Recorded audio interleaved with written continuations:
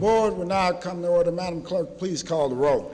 Alderman Troop, Alderwoman Flowers, Alderman Bosley, Alderman Moore, Alderwoman Griffin, Alderwoman Triplett, Alderwoman Young, Alderman Conway, Alderman Ortman, Alderman Vollmer, Alderman Villa, Alderman Arnowitz, Alderman Wessels, Alderwoman Howard, Alderwoman Florida, Alderwoman Behringer, Alderman Rhodey, Alderman Kennedy, Alderwoman Davis, Alderman Schmid, Alderman French, Alderman Boyd, Alderman Vaccaro, Alderman Ogilvy, Alderman Cone, Alderman Williamson, Alderman Carter, Alderwoman Cruzen, President Reed, Here. Alderwoman Flowers, Alderman Bosley, Alderwoman Griffin, Alderwoman Young,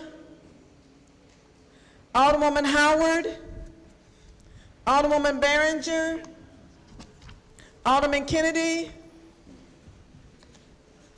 Alderwoman Cruzen, 21 present.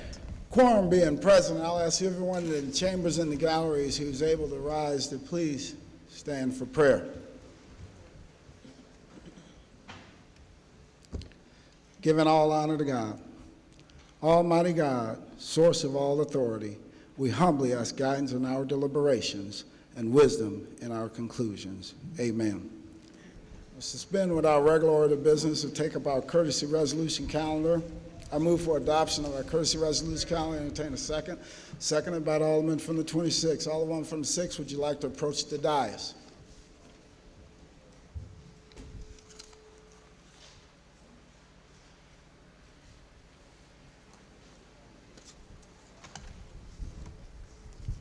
While the Alderwoman from the 6th is on her way up here, I noticed that my pastor is here. I should have had her say the prayer this morning. Thank you. I would like to ask for all the co-sponsors of this resolution to please join me. Alderman Sam Moore, April Ford Griffin, Alderman Steve Conway, Alderman Terry Kennedy, Alderwoman Marlene Davis, Alderman Antonio French, Alderman Jeffrey Boyd, Alderman Shane Cone, Alderman Lyda Cruzen, and Alderman Frank Williamson. If, for instance, you didn't get a chance to sign on as a co-sponsor, but you are in support of this resolution, you are also welcome to join us here this morning. Good morning, members of the board and Mr. President. It is certainly a pleasure to be here to honor and to recognize some great advocates who are doing wonderful work in the city of St. Louis. What this resolution does is it recognizes the work of our housing social activists who are working so hard each and every day to promote the cause of affordable housing here in the city of St. Louis and also the prevention of homelessness. What I wanted to do is just briefly read portions of this resolution. It says, today we pause in our deliberations to recognize the dedicated housing advocates who are committed to our city and work to provide affordable housing to our low-income citizens. And we recognize these housing advocates who are committed to our city to work to provide affordable housing and to eliminate homelessness. Affordable housing allows for the preservation and production of affordable, accessible housing and support services that enhance the quality of life for those in need.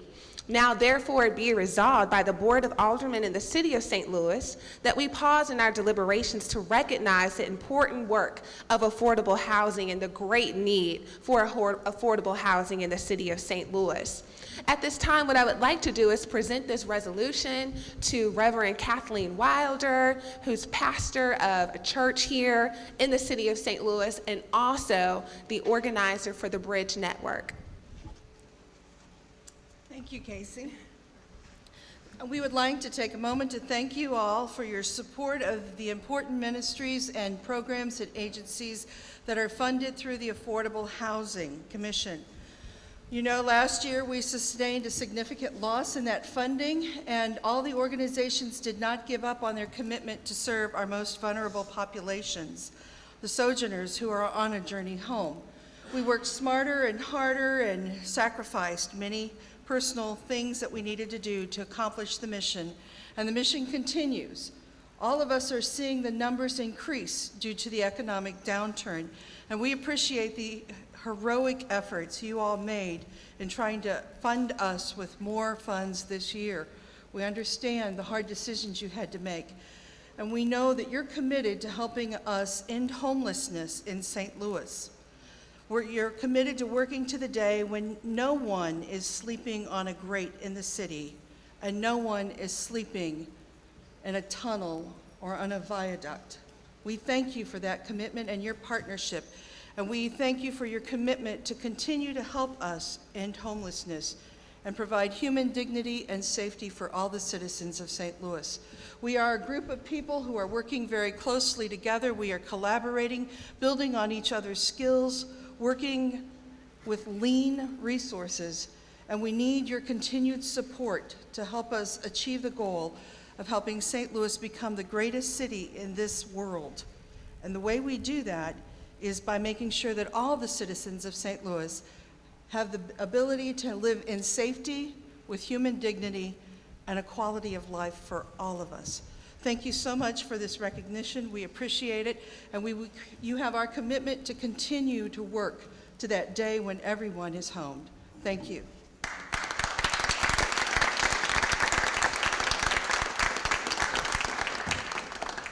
My name is Martin Rafanan. I'm the director at Gateway 180, Homelessness Reversed. We're at 1000 North 19th Street.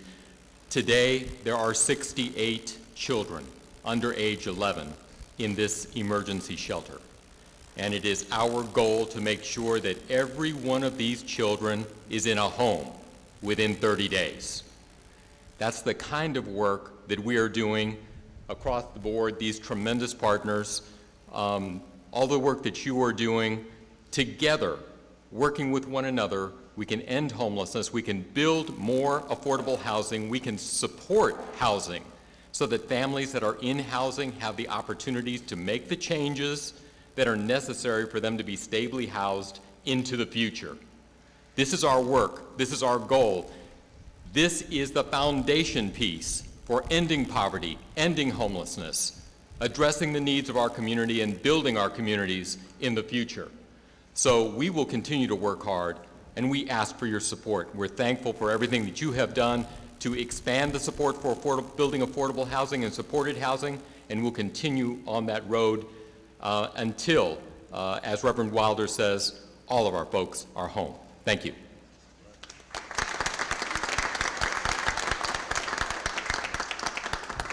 Alderman from the 20th. I am not a sponsor of this particular resolution. I explained this to Reverend Wilder earlier, whom I know and respect greatly, and that is because not all affordable housing folks are created equal.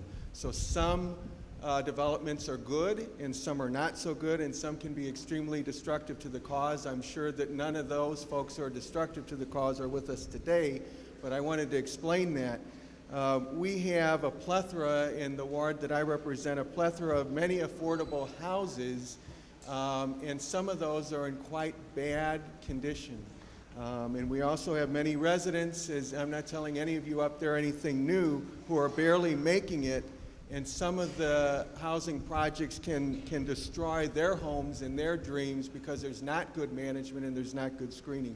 So I applaud you for all of your effort. There's truly a need for good, affordable, greatly managed and screened properties, but we do unfortunately have some that just think that because the cause is good, any means necessary are appropriate. So that's why I didn't sponsor, because it didn't name any of you on that resolution.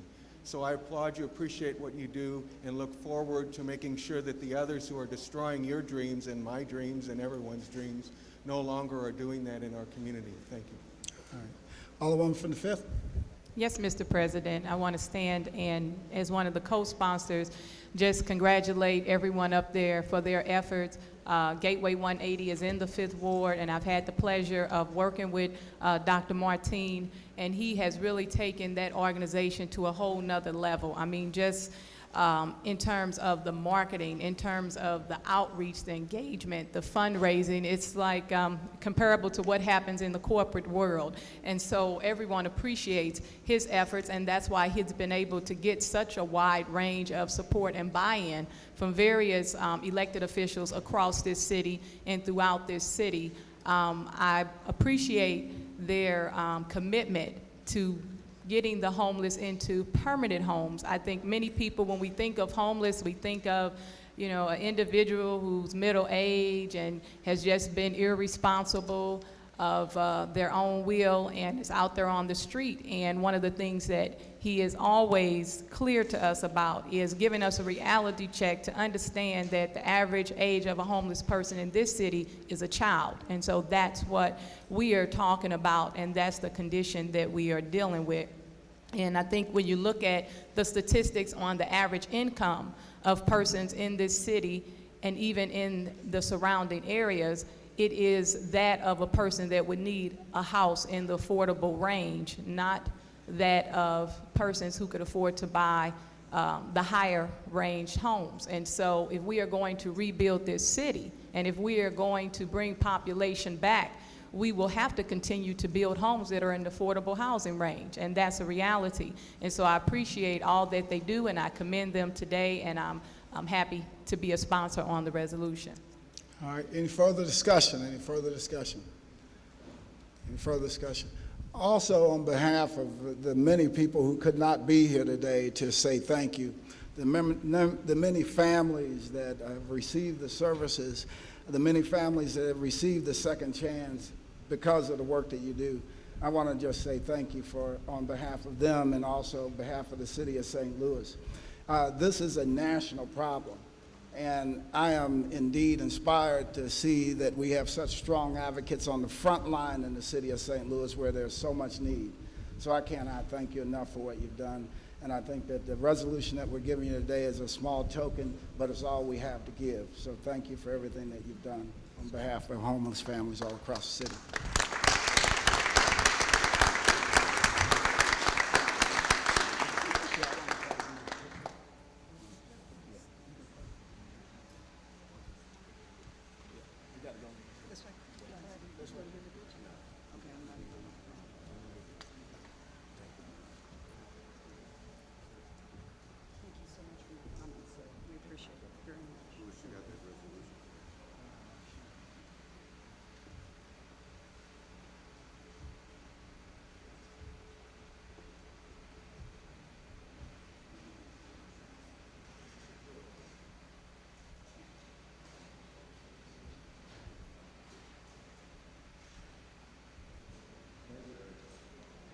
Thank you.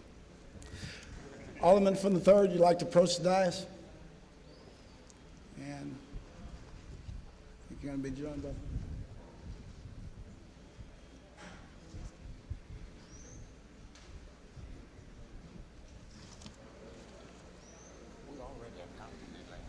Yeah, you got it.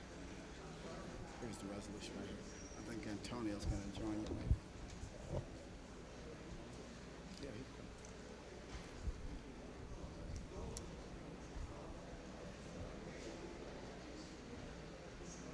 Little guy.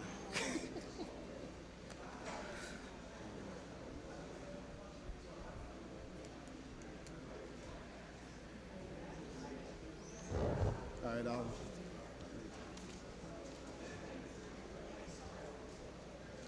No, the clerk can't read it. I understand. No, that's right. Mr. President and members of the board, it just gives me great pleasure today to be able to introduce somebody that has brought so much fame to the city of St. Louis. I know you are familiar with the St. Louis Rams, like I am. And we have been hoping after hope that the Rams would live up to what it was they were doing when they first came here and began to win games so that they would go to the Super Bowl.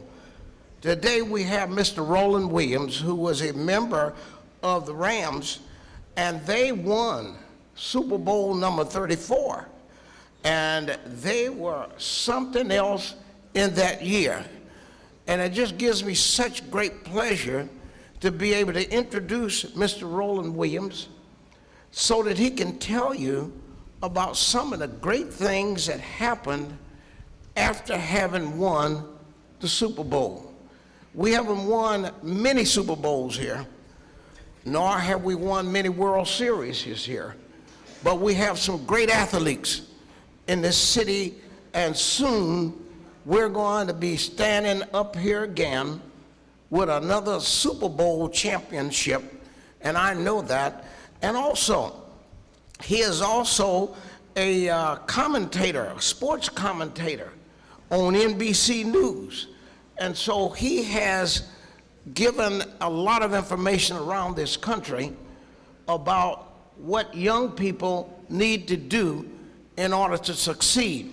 And it's not only all about playing football, because everybody can't play football. And if you look at the size of them back here, you'll see that if he didn't play, he should have been playing.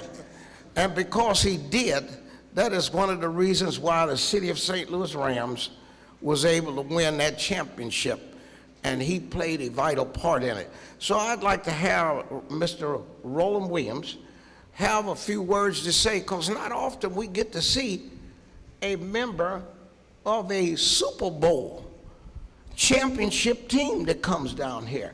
Usually when they win it, they go elsewhere other than here. But he came back to us, and I certainly appreciate that, and I know you will enjoy his remarks. Mr. Roland Williams. Well, thank you.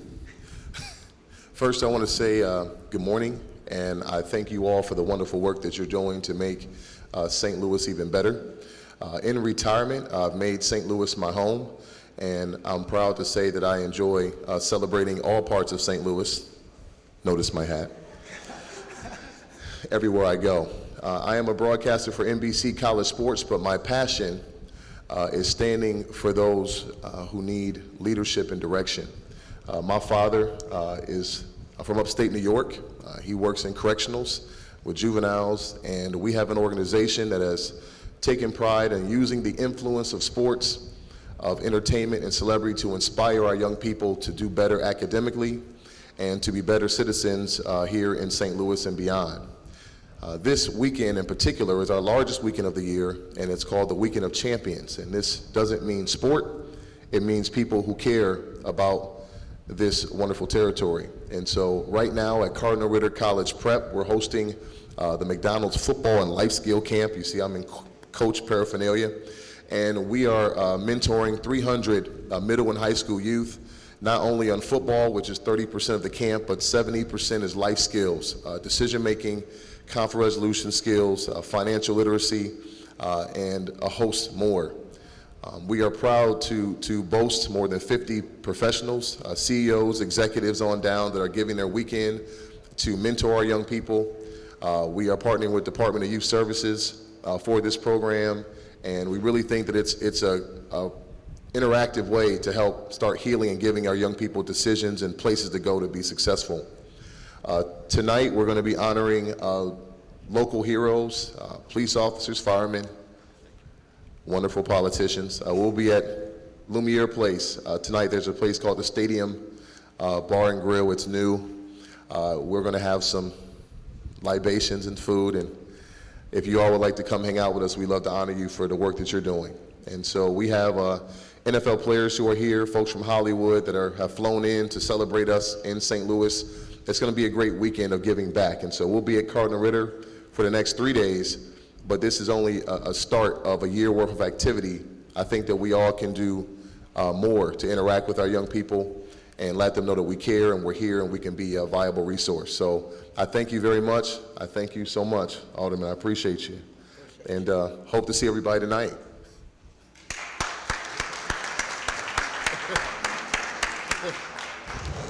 also want to tell Roland thanks for staying involved with these young kids and making sure that they stay focused and get a good education, because we know that that's the root of a lot of things. But it takes people like Roland getting back involved and making sure that they continue to help these kids, because it's not happening every day. A lot of people, after they get to where he is, they can, quite frankly, spend a lot of time vacationing. But he's spending his time working with kids all across the country, and especially here in St. Louis. So thank you for doing that. I would just like to thank Mr. Williams again and remind everybody who's looking, this resolution from the Board of Aldermen may be just paper, but 100 years from now, anybody that would like to look at the archives of this city will find that he appeared before this board on this day and received this resolution, which speaks about the great work that he's done with young people. Thank you.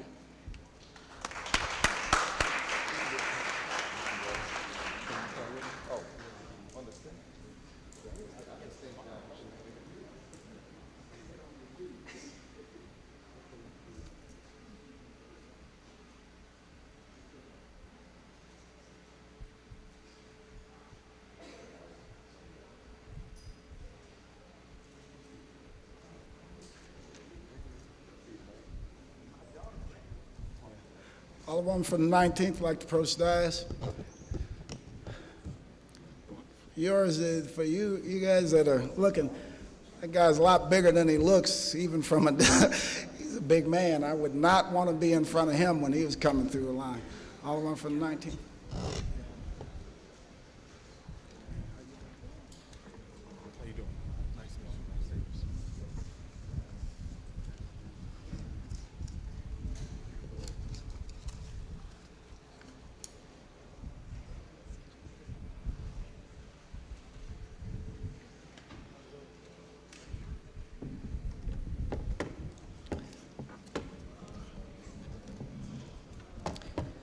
Thank you, Mr. President and members of the board. I stand before you today, and first I'd like to ask my colleague, Alderman Bosley, to come up and join me, please.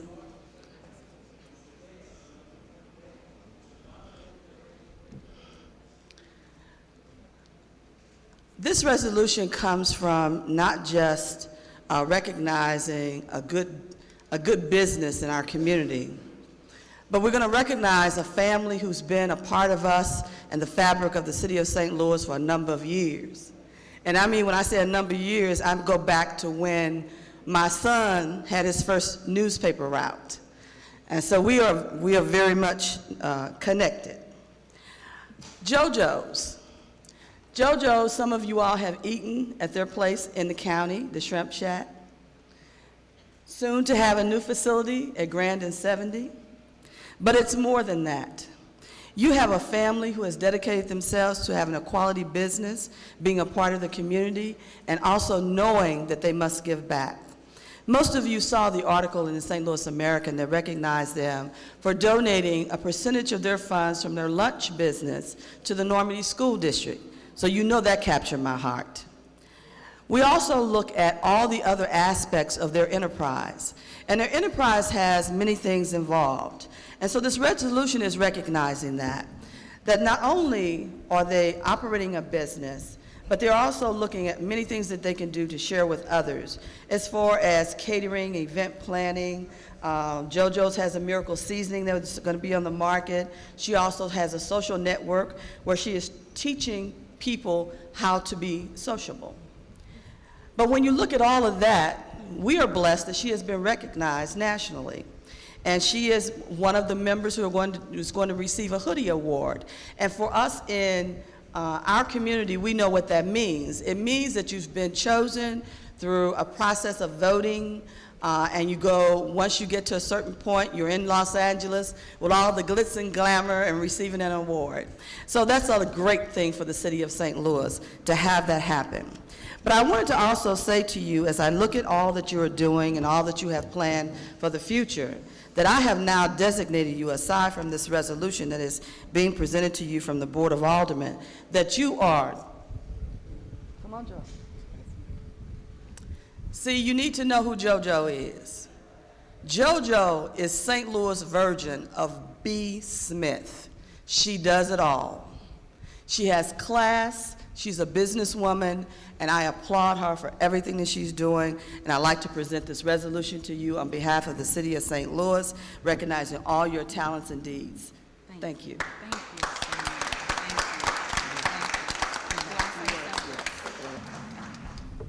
First of all, I would like to give honor to God because He has been such a blessing in my life. I mean, He's just blessed me in so many ways. I'd like to thank my husband.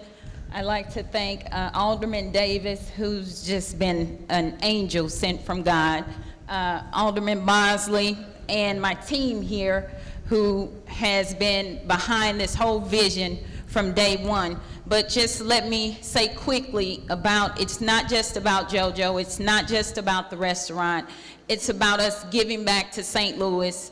And what we did in Normandy, we're giving 10% of our lunch sales to Normandy school districts for scholarship funds for the kids. But that it's not just gonna stop at Normandy. We're expanding in the St. Louis area, and we're taking each location that we have, and we're gonna give 10% of each lunch sales to whatever alderman is. If we're in your district, we're gonna do that same thing in your district. So we thank you for your support. We also, as she said, that we were recognized nationally for the Steve Harvey Hoodie Awards. We will be leaving August the 11th through the 14th. The final vote is Monday. So we need your vote to bring the Hoodie Award, this prestigious award, home to St. Louis. We're having a pre-vote party Sunday from 4 p.m. to 8 p.m. and we invite you all to come out. We're gonna have free food, live music, we're gonna have special guests, and we just thank you for supporting us and continue to support us because we have great things coming to St. Louis. Thanks again. Oh, it's gonna 8624 Natural Bridge, the Shrimp Shack Grill. That's where it is on Sunday. Thank you.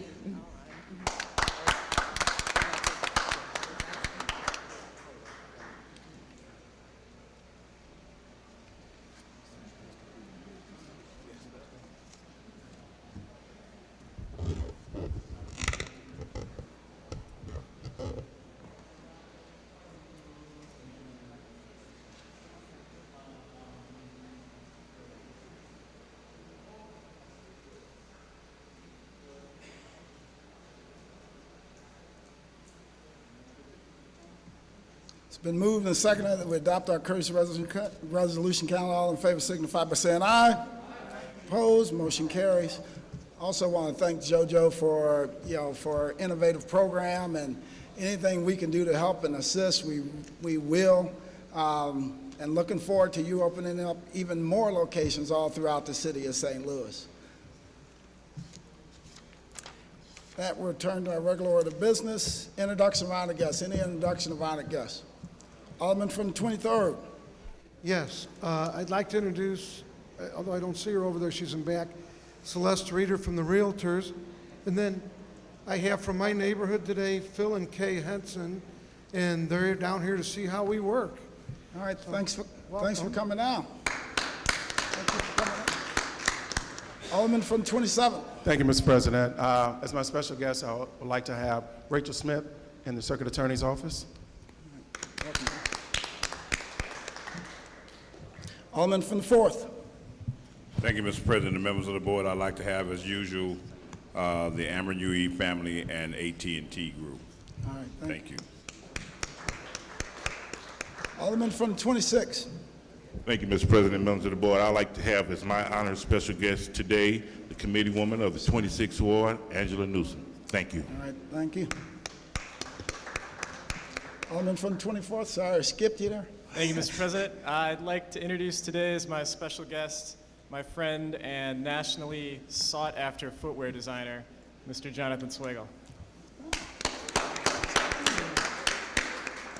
Welcome, John. Alderman from the 16th. Thank you, Mr. President and members of the board. I would like to have Anthony Lancia from the AGC as my guest this morning. Any further introductions? Any further introductions? Alderwoman from the 14th. I'd also like to introduce David Holmes from the Communication Workers, no, Plumbers, Pipe Fitters, and Gary Otten from the Painters Union Local. Okay? All right, thanks, Alderman. Alderman from the 17th. I'd like to introduce Tim Ogle from Congressman Carnahan's office is with us today. All right, thank you, Tim. Any further introductions? Any further introductions? Alderman from the 10th like to wrap us up. Thank you, Mr. President, members of the board. As we gather here on the 24th of June, which is National UFO Day, it was in 1947 the first sighting of a UFO was reported, and it was done by this man here, Mr. Fred Steffen. Alderman from 13th, you recognize on approval of the minutes. Alderman from 13th. Alderman from the 17th. Oh, here we go. Alderman from the 17th, recognize on approval of the minutes. Yes, Mr. President, I move that we approve the minutes from our June 3rd meeting. Moved by the Alderman from the 17th, entertain a second on that motion. Seconded by the Alderman from the 26th, any discussion? All in favor signify by saying aye. Opposed, motion carries. Report of city officials. Report of city officials can be found in sections A and B of the agenda and have been placed in all aldermen's mailboxes. We dispense with line item 7. Would anyone like to take any bills off of any of our informal calendars? Alderman from the 24th, you recognize. Thank you, Mr. President. I would like to take Board Bill 37 off the informal calendar. Please proceed, Alderman. Thank you. I move to introduce... For the perfection, you have to... I move to perfect Board Bill 37. Yep, it's been moved by the Alderman from the 24th. Entertain a second on that motion. Entertain a second on that motion. Seconded by the Alderman from the 16th. Alderman from the 24th, please proceed. Thank you, Mr. President, members of the board. I'd move to introduce Board Bill 37 floor substitute, which everyone should have on their desks. It's been moved by the Alderman from the 24th. I entertain a second on that motion. Seconded by the Alderman from the 16th. Alderman from the 24th, please proceed. Thank you. Board Bill 37 floor substitute is a continuation of the prohibition on packaged liquor licenses in the 24th Ward. While it amends the previous ordinance to allow for new drink licenses to be issued in the 24th Ward, the floor substitute bill differs from the previous bill in that it abides by the new ward boundaries in Board Bill 2.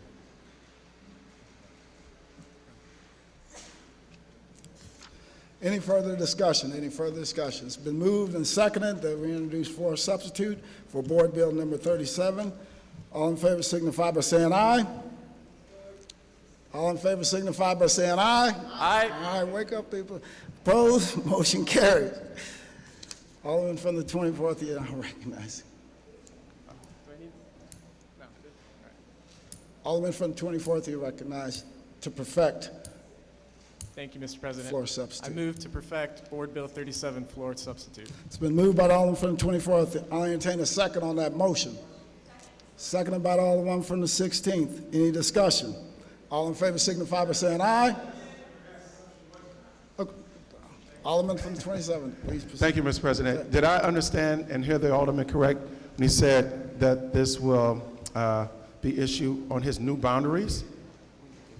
We have yet to pass and have these boundaries, so, you know, just for information purposes, Mr. President, the new boundaries have not been issued yet, have they? Alderman from the 24th, the question is about the new boundaries and what boundaries did you include in the board bill? The boundaries in Board Bill 37 floor substitute are the boundaries that are current as they are currently drawn in Board Bill 2, which is also on the agenda today. I believe the final passage of Board Bill 37 will happen next week and would coincide with the passage of Board Bill 2.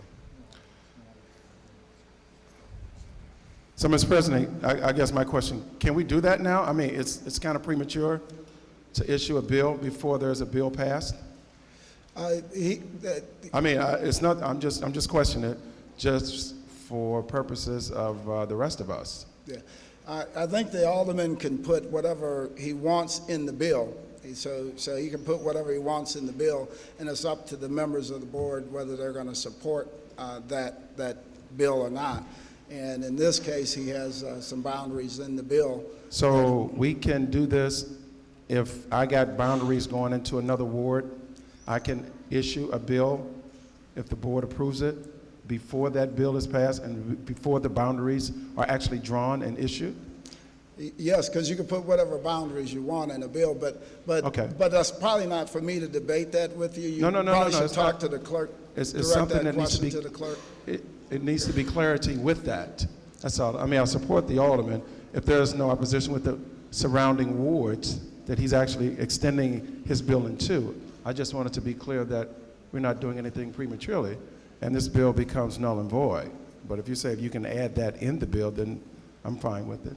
Just a point of clarity, Alderman, that's all. All right, thank you. Any further discussion? Any further discussion? Alderman from the 23rd. I think I understand, but I just want to make sure. So the new boundaries of the 23rd ward will not be affected by that. I think that's what we're doing, and the new boundaries of the proposed new boundaries of the 24th ward will include this, but that will not affect the 23rd ward, right? Would you like to have the Alderman from the 24th Please. yield the question? Alderman from the 24th, will you yield the question to the Alderman from the 23rd? I will, Mr. President. Alderman from the 23rd, please proceed. I'm pretty sure I understand, but this will in effect just only affect your new proposed boundaries in the 24th ward, but will not affect the new boundaries in the 23rd ward, right? That is correct. The boundaries in Board Bill 37 for the 24th Ward Liquor Control District are the same boundaries as the new ward boundaries in Board Bill 2 as they currently stand. If Board Bill 2, if there was to be a floor substitute on Board Bill 2, we would have to go back and amend Board Bill 37 so that the boundaries would be consistent with the ward boundaries, which I'd be happy to do if that happens, but I don't think that the 24th ward boundaries are going to change in a floor substitute bill for Board Bill 2. All right, any further? No, anything thank further, you. Alderman? Any further discussions? Any further discussions? Alderman from the 24th, you recognize the close. Thank you, Mr. President. I renew my motion for perfection of Board Bill 37 floor substitute. It's been moved and seconded that we perfect Board Bill 37 floor substitute. All in favor signify by saying aye. Aye. Opposed? There's been a request for roll call. Hearing no objection, Madam Clerk, please call the roll. Alderman True. Alderwoman Flowers. Alderman Bosley. Alderman Moore. Alderwoman Griffin. Alderwoman Triplett. Alderwoman Young. Alderman Conway. Alderman Ortman. Alderman Vollmer. Alderman Villa. Alderman Arnowitz. Alderman Wessels. Alderwoman Howard. Alderwoman Florida. Alderwoman Behringer. Alderman Rhodey. Alderman Kennedy. Alderwoman Davis. Alderman Schmid. Alderman French. Alderman Boyd. Alderman Vaccaro. Alderman Ogilvy. Alderman Cone. Alderman Williamson. Alderman Carter. Alderwoman Cruzen. President Reed. Aye. Alderwoman Flowers.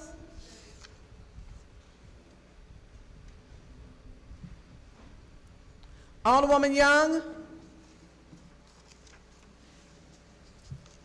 Alderman Williamson. Alderman Carter, abstain. 25 aye votes, 3 abstain. By vote, you sustain the motion of the Alderman from the 24th. Would anyone like to take any further bills off of any of our informal calendars? Would anyone like to take any further bills off any of our informal calendars? Alderman from the 3rd, you recognize. Mr. President, members of the board, I'd like to introduce as my special guest today, Chelsea Primer, who is the daughter of Linda, or granddaughter of Linda Primer that many of you know. But Chelsea was so special. As a freshman, she stood out at St. Elizabeth. She played both on the senior varsity basketball team and on the freshman team. And she was extremely good at it. And I'd just like to introduce her as my special guest this morning. I expect one day, as someone who's not as tall as I am, who may go to women's basketball professionals one day. She's that good. Chelsea.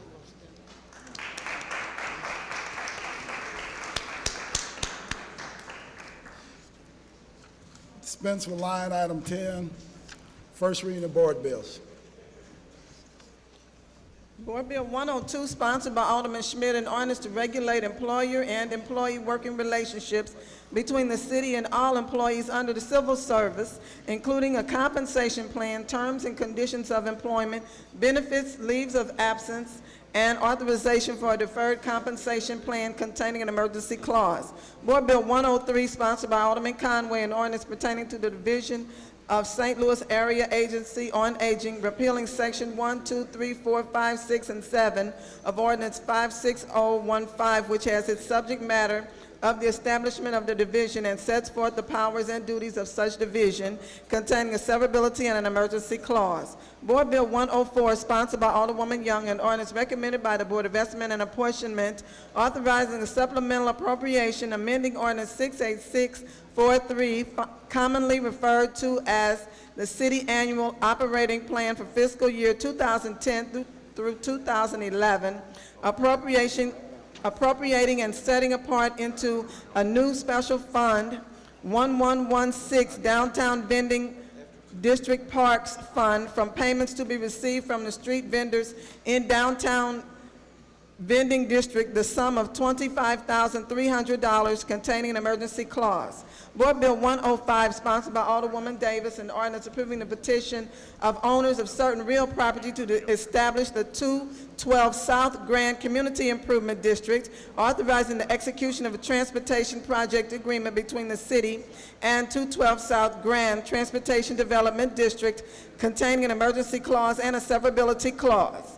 Board Bill 106, sponsored by Alderwoman Young, an ordinance approving the petition of various owners of certain real property to establish the City Hospital Powerhouse Community Improvement District, authorizing the execution of a transportation agreement between the city and City Hospital Powerhouse Transportation Development District and containing an emergency clause and a severability clause.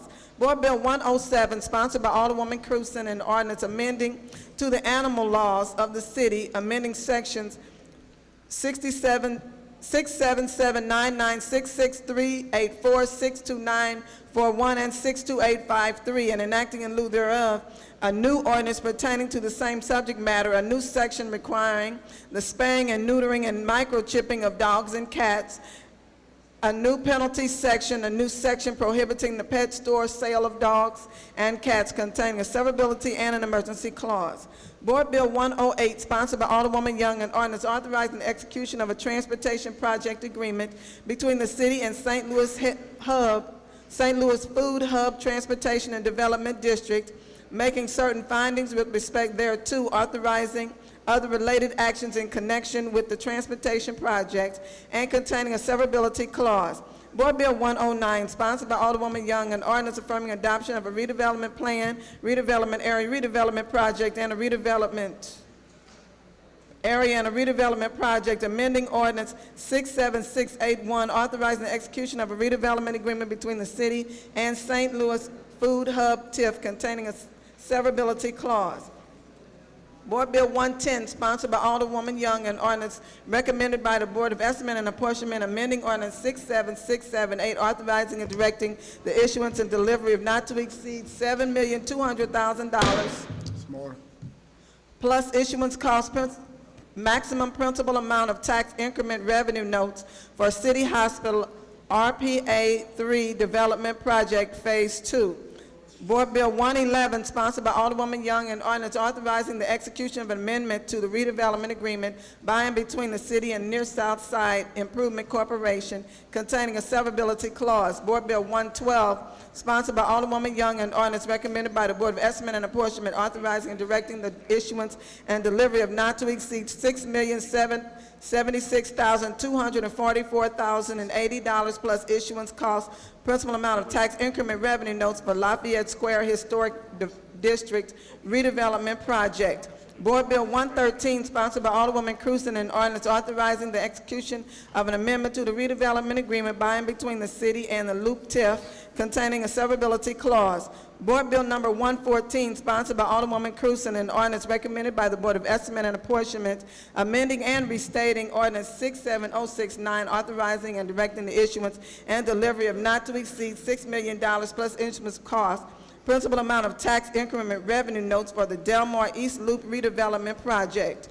Board Bill 115, sponsored by Alderman Villa, an ordinance affirming adoption of a redevelopment plan, redevelopment area, and a redevelopment project, authorizing the execution of a redevelopment agreement between the city and Carondelet TIF, designating Carondelet TIF as developer of the redevelopment area, authorizing other related actions in connection with the redevelopment of certain property within the redevelopment area and containing a severability clause. Board Bill 116, sponsored by Alderman Villa, an ordinance recommended by the Board of Estimate and Apportionment, amending Ordinance 68094, authorizing and directing the issuance and delivery of not to exceed $838,851 plus issuance cost, principal amount of tax increment revenue notes for South Carondelet District Number 3, Phase 1, Series 201 AB of the city, and not to exceed $1,356,793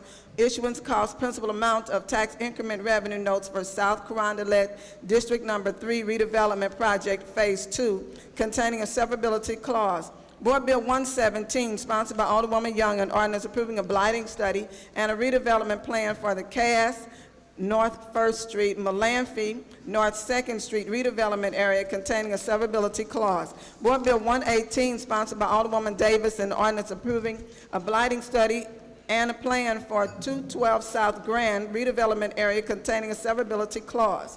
Board Bill 119, sponsored by Alderman Wessels, an ordinance amending the following ordinances, adopting in calendar year 2002 through 2010 to include the Industrial Development Authority of the city in definitions of approved investor, original purchaser, and qualified institutional buyer, and containing a severability clause.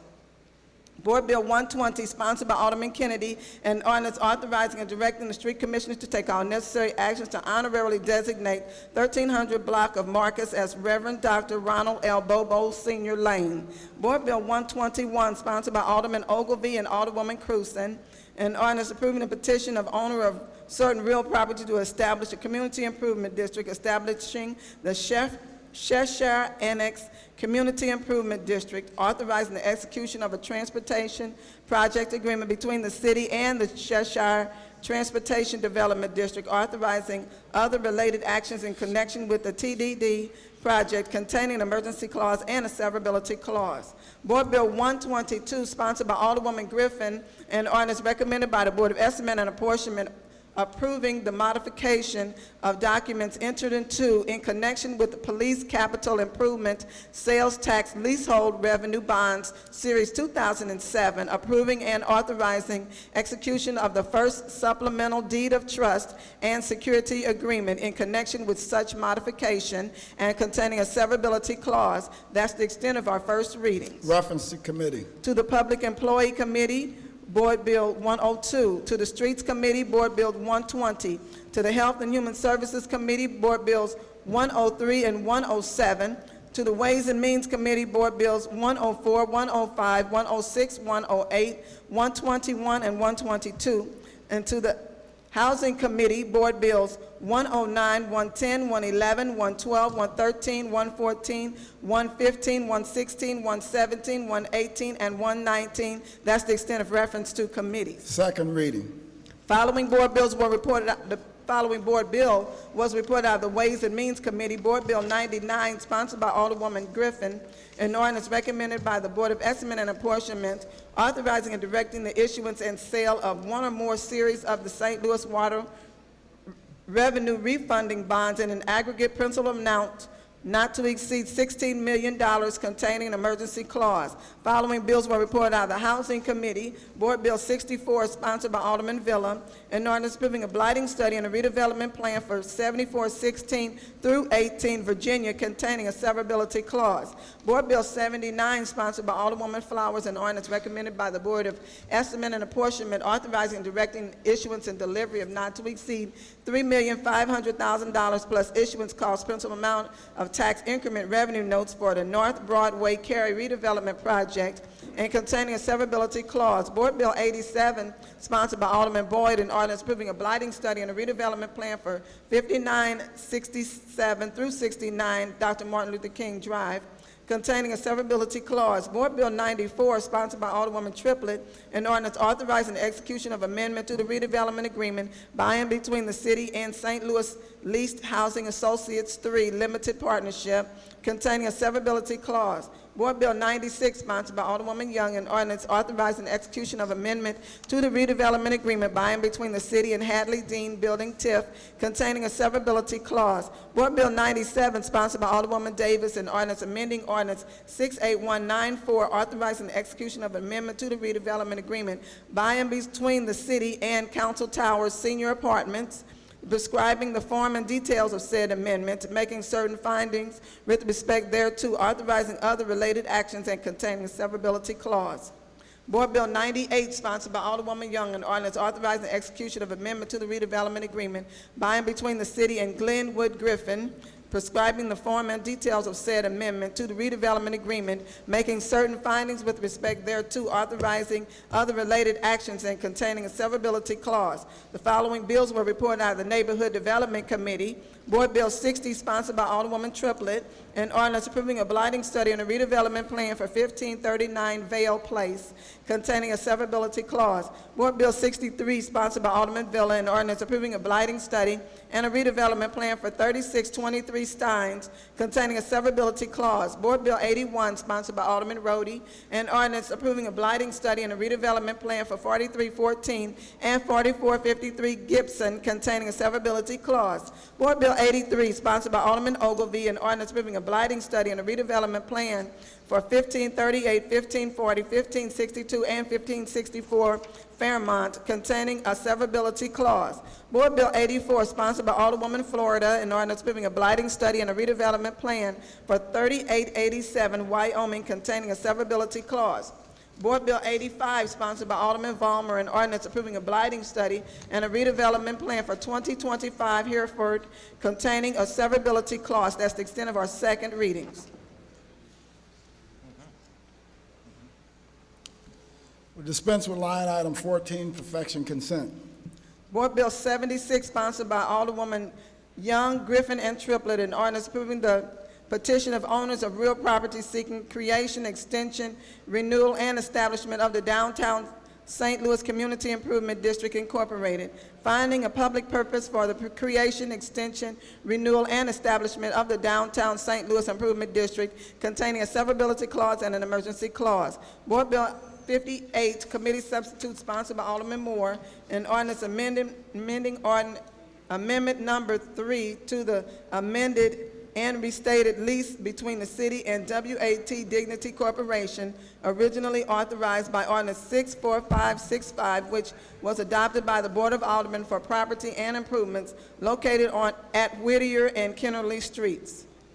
Board Bill 90, sponsored by Alderwoman Griffin, an ordinance recommended by the Board of Estimate and Apportionment, authorizing and directing the St. Louis Municipal Finance Corporation to issue and sell one or more series of the corporation's City Justice Center leasehold revenue refunding bonds, Series 2011, in an aggregate principal amount not to exceed $70 million in order to refund or redeem all or a portion of the city's Justice Center leasehold revenue refunding bond Series 2001A, Series 2005, and or all or a portion of its city Justice Center leasehold revenue refunding bond Series 2009. That's the extent of perfection consent. Alderman from 13th, you recognize.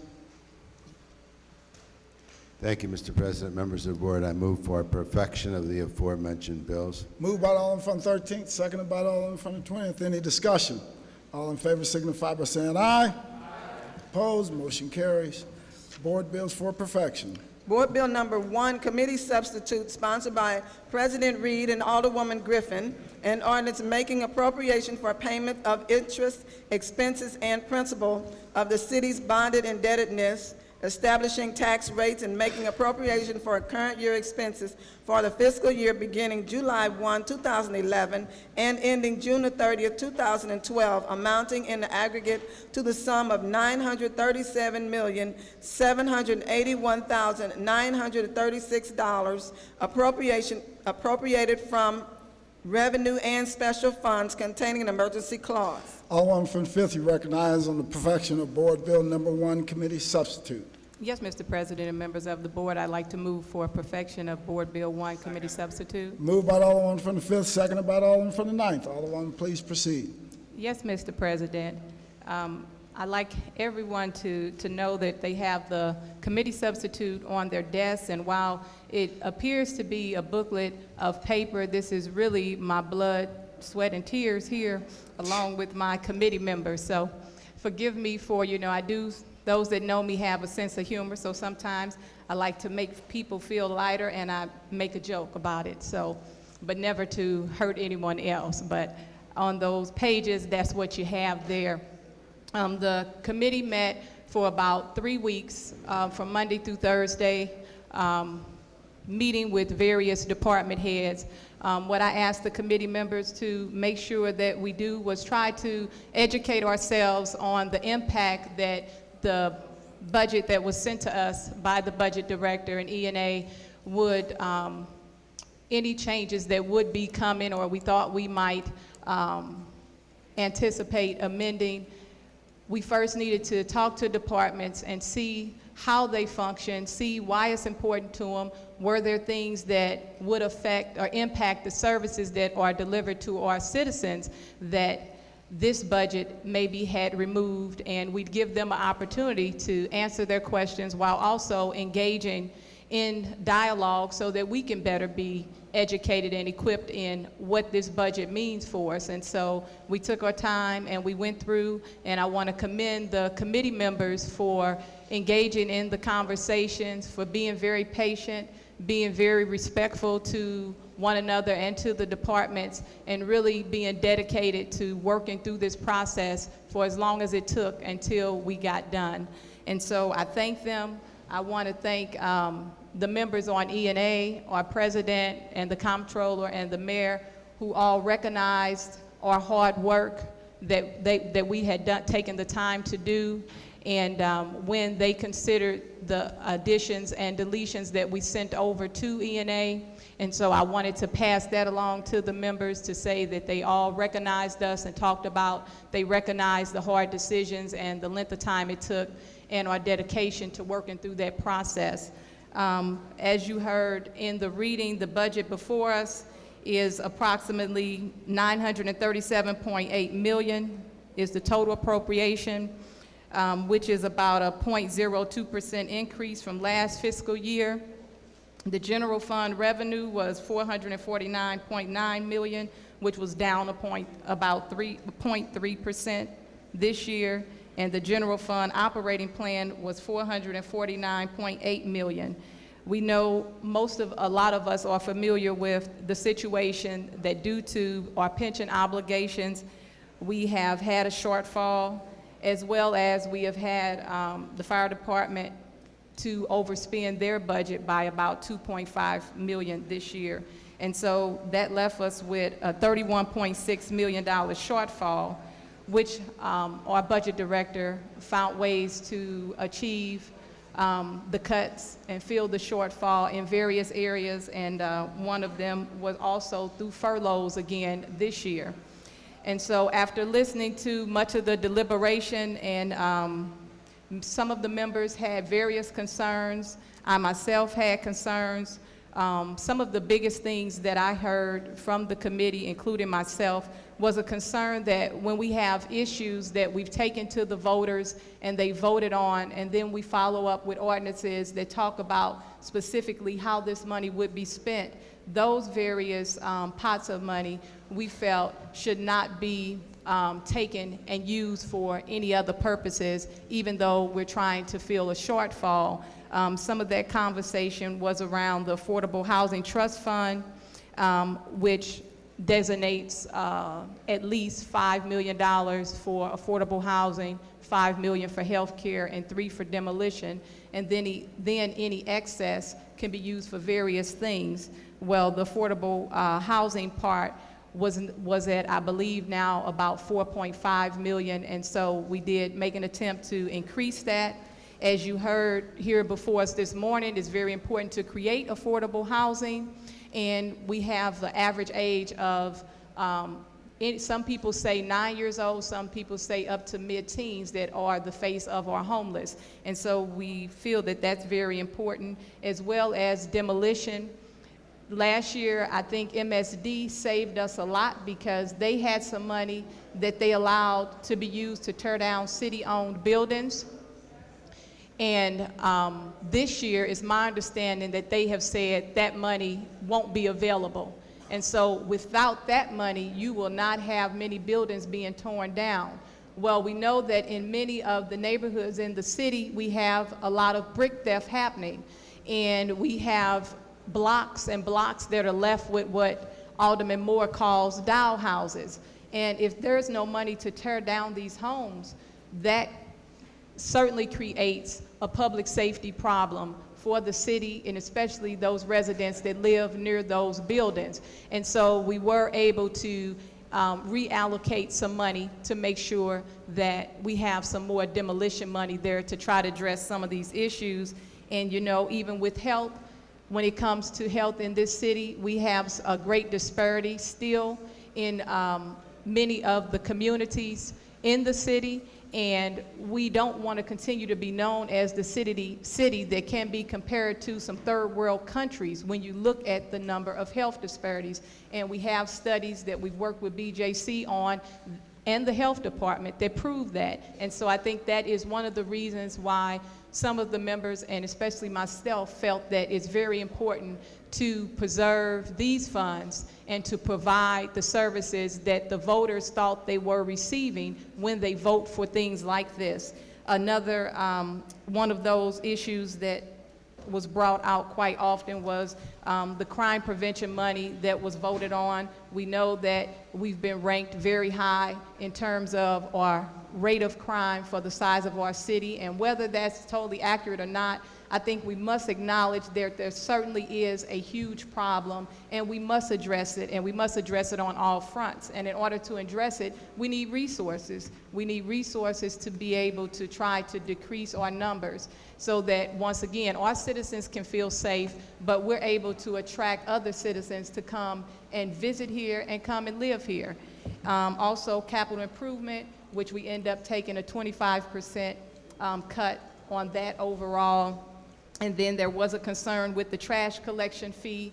Most people were concerned that we want to make sure that what was promised to us last year, and then we went out to our ward meetings and community meetings, and we told residents each ward receives a certain amount of money, and you tried to plan with your residents what the need was. We want to make sure that that continues on that track, that that money doesn't disappear or get used for something in the future. And so I know that there will be some follow-up legislation to some of these issues, just to try to ensure that when we tell voters we're asking them to pay more and we're telling them they're going to receive more, we want to make sure that they actually receive that and that we've kept our word and we keep the public trust. And there was also an issue with refuse. There was an issue about an incentive program that they have that some people felt it incentivizes them to get through their routes early, and not necessarily, that doesn't necessarily mean that you did the best job. And so there were a couple of aldermen that talked about if we could look at making the program where you would have an incentive if you missed no alley, and if you had maybe the cleanest route. And that would be a more proper way of rewarding a worker, and then rewarding them rather than to reward them for getting through early, because sometimes we feel that they miss routes and maybe they didn't stop and get something or report something that they could have. And so we did have those conversations with the refuse director and the street director, and I think that's important. And I think we will see some changes in the future. Also, in the budget as it was presented to us, there would have been no weed trimming at all. So when you have the crews that come out and cut the vacant lots, but you know they can't take their big equipment to the edge of the lot, and then you have the grass and weeds that grow up, you know, yay high because they haven't been cut. And then you have the same situation that happens around the fire hydrants and the stop signs, where we have fire hydrants where the weeds have grown up tall as the fire hydrant, and stop signs where I have taken pictures where the weeds have grown up to the stop sign. And so that would really devastate our communities if you don't have the ability to contact forestry and get a trimmer out. And so we were able to have that service restored within this budget. There were, like I said, a number of points, and I think that the biggest ones that I heard were all pretty much related to public safety and a concern to make sure that we are providing the constituents with the services that they need. And so we tried to see how we could reallocate some money without crippling departments, but also preserving the services to protect and provide a livable, a clean, a safe, and attractable city for those who are here. And so I was also there, I had a concern during the meetings about a 3.5% shortfall that was projected to be filled by furloughs. And the concern there was just that we don't have a pay ordinance yet that had been approved. And so there were a number of questions asked of the budget director, where will we cut from, or what happens if we don't get those? I know negotiations are currently going on, and I know that the current ordinance has expired, but they're working, I've talked with the personnel director who says they're working at addressing those concerns in terms of any new things that may kick in because of the expiration, but also making sure that the furloughs occur. It would be my hope that in the future we would make the decisions and changes necessary so that we don't continue to budget balance. We don't continue to balance the budget on the backs of the city employees. We had talked to the new operations director. Some order.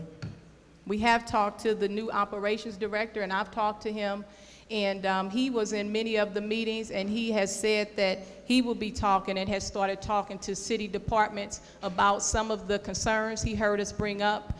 He felt that some of the things that we brought up, there will be some changes that are doable, and he'll be looking further into it and assessing it. And so my hope that is next year we'll be in a different situation if there are significant changes made to the pension systems, especially the fire and the policemen, and if the administration, by way of working with their operations director, really looks into some of the suggestions and analyzes different departments and sees that just because we've been doing something one way doesn't mean that we have to continue to do it that way, that there are ways to make improvements and still get the services done. I myself would like to see us do a hiring freeze. It's been said a couple of years, but it has also been said it's not official, and I know there are positions that you have to fill, and so we understand that, but I think that certainly would help us at least be able to shorten the layoffs, as well as not be able to have to continue to ask the city employees to take furloughs. And like I said, hopefully we'll continue to have dialogue with the operations director and different departments. I think there are a couple of aldermen interested in doing some future legislation to try to make sure that the things that the voters are told will happen with the money actually does happen, and we don't have to, keep transferring money to fill gaps, as well as I would like to see departments held accountable for whatever we pass out here. You shouldn't be allowed to go and overspend that by several $1,000,000 and then have everyone else have to suffer to make up that shortfall. We did have the fire chief and the public safety director, as well as Jeff Rainford, have said that they are committed to make sure that the fire department does not overspend in this way again this coming year, and they have a strategy in place to try to make changes so that doesn't happen. And so, we'll see. So I'll try to stay hopeful that we have some changes coming so we're not in this position again next year. I think that today, the bill before us, all of the committee members worked very hard and attempted to make the best decisions we could make right now. And while we can't predict what the future holds, I think that the future will take care of itself if we are willing to make the right decisions right now. And I believe in my heart that that's what we attempted to do. And so I thank all the committee members once again. There were also some other aldermen that attended the hearings and asked questions, and we allowed them to do that. And I just thank you for your patience and for trying to make sure you're attentive and listen to all the departments and get the full picture before making your decision. And so I would also ask all our other members here at the board to give us your favorable consideration on this budget, because I think that we took a hard look and we were able to get the support of ENA on some of the things we felt was necessary to deliver the services to the residents at the same level, and I think that we achieved that. All right, thank you. Alderman from 20th. Mr. President, members of the board, first of all, I want to acknowledge and thank the chairwoman for all of her hard work. Obviously, all the members worked hard, as do all the aldermen on a daily basis, trying to get information with regard to the budget. But in particular, I did want to thank Alderwoman Ford Griffin for her efforts. The budget establishes priorities, and I would say that even though there were some tense situations, and there's always going to be some conflicts because you're setting priorities, that we're doing a heck of a lot better job than they are doing in Washington, D.C., and no one left the table because they couldn't agree on how to raise the debt ceiling. Fortunately, we don't have to worry about a debt ceiling because we can't borrow the money like that. We can't print it. We have to have a balanced budget. It's easy to say a lot of times that we want to fund this, and this, and whatever, but we're on an allowance essentially, and all of this money is money that people have to take out of their pockets to try to make sure that we live in a healthy and safe community, and we try to be good stewards of that money. And so anytime we want to take it from one area, you have to, anytime you want to put it in one area, you've got to take it from another area. Alderwoman Ford Griffin mentioned this, and we're not picking on departments, but I think it's important to say that many of our departments and department heads are great stewards of the money, and so they're given a particular budget and they remain within that budget, and that's the purpose of a budget, because we don't have a lot of money, and anytime we want to do something more, if we don't have more money, we have to go back to the taxpayers, and we have to explain to them why that is. Well, there's not a great explanation if we go to people and say they just overspent their budget, and that's the case with one of our departments that came up time and time again. And when that happens, there's an incentive, therefore, it seems, for other departments then not to comply with that budget. And if the fire department overspends it, and there's some understandability why that might happen, but if they do overspend it, that means that some other department that's spending within their means or below that then has to pay into that. The same thing is true for all the furloughs. We are in a fiscal crisis. We're trying to find ways. I asked the personnel director what sort of other options there might be to furloughs, and he went through some of those, none of which seem to be very palatable either. There aren't a lot of great solutions to that, and so we appreciate and respect the fact that the unions and the workers and everybody are working together to try to make these budgets, work. I do want to mention, frequently we throw out the issue about the pensions and the problems with pensions. I want to mention, just to be clear, that all pensions are not the same. And the ERS, our employee retirement system, they are doing a terrific job. Their trustees are doing a terrific job on their investments. And the city, while they are paying in some additional monies to make sure that those defined benefits are fully funded or funded at the levels that they need to be, that pension is not costing us as much as the police and fire pensions are. So there's a great need to look at those more closely because, as I said, we only have so much money. It's the money from the taxpayers to try to provide great services. The pensions are important. They're for people who have given their blood, sweat, and tears to this city. But so are the blood, sweat, and tears of the current employees of the city. And so it's important that we keep all of those things in balance, because if they get out of balance, then the current employees are shortchanged. And so we need to make sure that we're looking at that. There is a provision in the current pay plan that we're living under today for incentives to employees to bring forth cost-saving ideas that are implemented, where they would share in some of that cost saving as an incentive. But it's really not being implemented, and I would hope, and we are going to try to look at that some more. I think there's ways for us to make sure that we have a system that will encourage that, because currently it seems that there's sort of a disincentive to bringing some of those issues up again. So again, I think that this document represents a lot of folks working together. I think that we're doing a better job than Washington, D.C. is doing. I know that we're in economically troubled times, but as the Alderman from Fort Griffin had mentioned, that we continue to work together and we look at ways of structuring perhaps government to be more efficient, so that when the hard efforts of our employees are seen out there, that they're within a system that recognizes those hard efforts and also makes those hard efforts bear fruit. All right, thank you, Alderman. Alderman from the 22nd. Thank you, Mr. President, members of the board. I want to say, as an alderman, sometimes you have to be careful what you wish for. And I signed up to be on Ways and Means, although I thought maybe I didn't want to be on Ways and Means, because certainly there's a challenge. These are very, very tough and challenging times to be on Ways and Means. I want to certainly, thank and compliment, my colleagues, the committee members on Ways and Means. I want to certainly compliment and thank the leadership of the chairperson, Alderman April Ford Griffin. I think she summarized exceptionally what we went through. I think she is just amplified and stood for exceptional leadership. She made sure that every committee person was heard, was respected. She allowed time to probe, ask as many questions, to call into question anything that we were unsure of. I logged more hours on this budget being on Ways and Means than the 8 years I've been down here.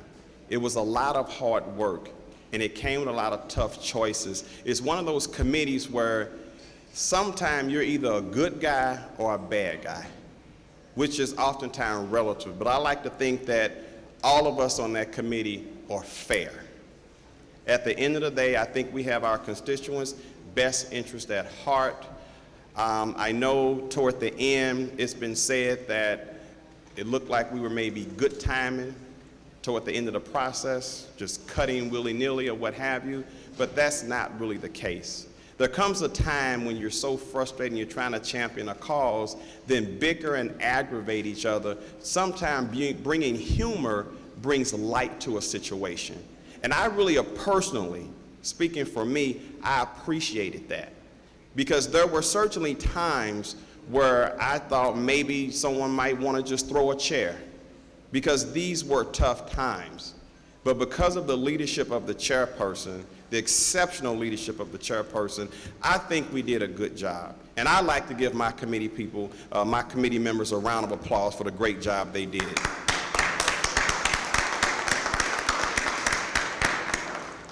Any further discussion? Alderwoman from the 6th. Thank you, Mr. President and members of the board. I rise this morning to speak in opposition to Board Bill 1, and I want to make sure that I clarify that my opposition to Board Bill 1 does not signify any lack of support for the great work of my colleague, Alderwoman Ford Griffin. As chairwoman of the Ways and Means Committee, she was a consummate professional, she was organized, she was fair, and she was thorough throughout the entire process. And like my colleague from the 22nd Ward and my colleague from the 20th Ward has also mentioned, it was a privilege to serve on this committee with other members from this esteemed board. It's very rare for me to rise and speak in opposition to an issue. And frankly, I wish I didn't have to speak on it today. But in this instance, I simply can't sit in silence. Despite the tough budget decisions that must be made for many departments in this difficult fiscal environment, I cannot vote for passage of this bill. I was brought up to believe that there is no more a noble cause than helping the less fortunate, that taking care of those in need isn't just a good thing to do, it's the right thing to do. And I was also raised with the firm understanding that my word is my bond, and when I make a promise, I keep it. The budget we're voting on today violates both of those principles. It abandons our city residents who are most in need, and it violates the integrity and intent of the citizens who voted overwhelmingly to support social services and affordable housing programs in our city. Now, this committee, the Ways and Means Committee, had its work cut out for it.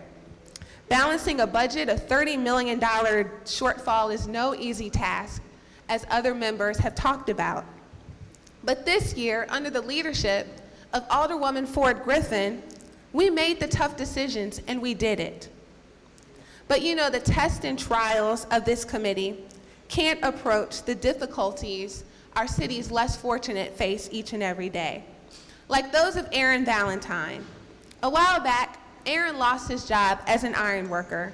He fell back on his dues, he couldn't pay his rent, and he was forced to move into a local shelter. He lived there for 3 months. And that's where he kept hearing about a place called the St. Patrick Center. After a while, he decided to check it out for himself. And when he got there, Aaron met with the caseworkers of St. Patrick Center. They saw how serious he was about getting his life back on track. And they were just as serious about providing Aaron with the help he needed. Within months, Aaron repaid his union dues and he went back to work. Today, when asked about St. Patrick Center, Aaron says, "They saved my life. They literally saved my life." It's a remarkable story, but it's not a rare one. Every day, St. Patrick Center helps countless members of the St. Louis community get back to employment. And a big reason they're able to do this comes from the financial support of the Affordable Housing Commission. Like the $80,000 the grant provided to the commission last fall for homeless prevention services at St. Patrick Center. The Affordable Housing Commission was created in 2001 by ordinance through this legislative body. It was intended to create affordable housing, fund homeless prevention, and support construction of new affordable housing in the city of St. Louis. By law, this commission is required to be funded at a minimum of $5.5 million each year. These funds come solely from a local use tax imposed on city businesses that make purchases out of state. You see, back in 1999, a committed group of housing advocates, led by a woman named Janet Becker, union leaders, and community activists, sweated and toiled to collect enough signatures to place an initiative on the city ballot to create the Affordable Housing Commission. The ballot language said to the voters, if you vote to support this tax, we as a city, we will do our part to provide affordable housing. We will make it possible by setting aside $5.5 million each year dedicated solely for affordable housing. For the past 2 years, this has not happened. What has happened is that behind closed doors, politicians have taken the money from the local use tax and used it to plug other holes in the city budget. This year, in the midst of one of the worst housing crises in our history, one that's caused countless of our residents to lose their homes to foreclosure and put them in desperate need of assistance, members of the Ways and Means Committee dug deep and found the money under the leadership of Chairman Alderwoman Ford Griffin to restore the cuts that were made to the Affordable Housing Commission. 2 weeks ago, the Ways and Means Committee sent a budget to ENA to restore the cuts to the Affordable Housing Commission. And we waited for approval from the Board of ENA. And in turn, they sent us a budget back to us with funding for cutting trees, emptying trash cans, employee overtime, a city office dedicated to special events, building demolition, and crime programs. Not 1 cent was for affordable housing, needed to help our constituents facing difficult times.